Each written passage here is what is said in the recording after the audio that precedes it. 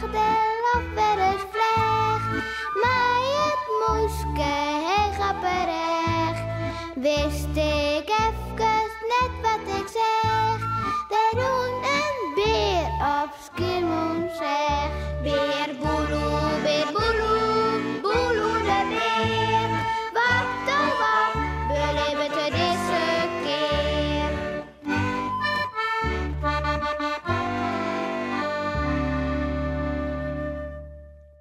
Bert. Wist nog dat Beer Boeloe juist bang wie dat er een draak of spook onder zijn bed zitten zoen? En dat Jannie het nog even slimmer maken, toch erop te wijzen dat spoken en draken onbetrouwbare... tja, wat binnen het is? Onbetrouwbare... binnen? Beer Boeloe is zijn bed erop aan verschoot. Nou, zie dan, Jannie. Dat is niet te zien. Nou ja, u zijn mijn pispad. Maar dat is geen draak of spook, nou.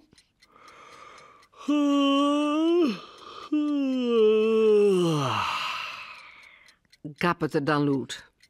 Ik zou zeggen, ga dan nog maar mooi in je eigen lekkere kwarken en let mij hier maar sliepen.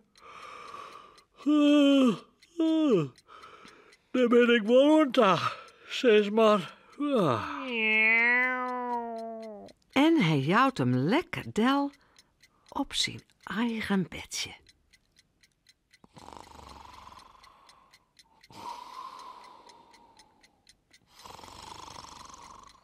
Snark het er even letter. Maar dan, ineens krikt er wekker. Maar stel je voor dat er een echte draak onder mijn bed lijdt. Wil ik je les te sliepen? Dat zou vanzelfs vreselijk wezen. Ach nee, ik heb hem eens onder het bed, jongen, en het op een oorplakbelt zet. Nou ja, lekker sliepen. Prottelt er dan weer.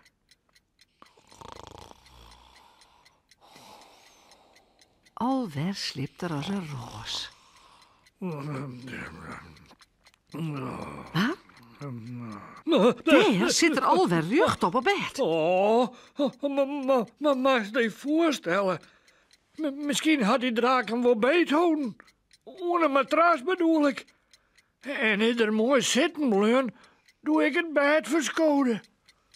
Oh, wat gevaarlijk. Er zit maar één ding op. Emelter. Wielst het van bed komt en bij de trapdel strokt. Ja, het is al lekker wel net lezen. Was mijn eigen lekkere bedje. Maar mij al die draken en spoken boppen. Dan kan ik daar vanzelfs net sliepen. En zo is dat. Beer Boeloe kroept daarom lekker bij Jannie in de koer.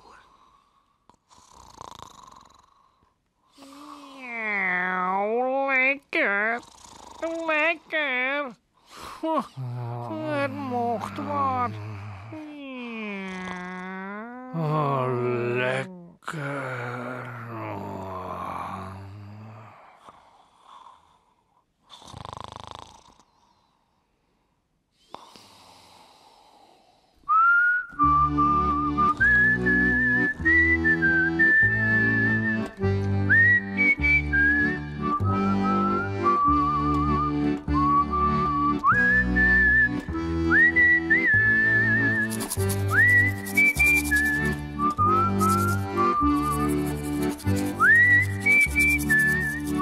En vooral lekker slapen.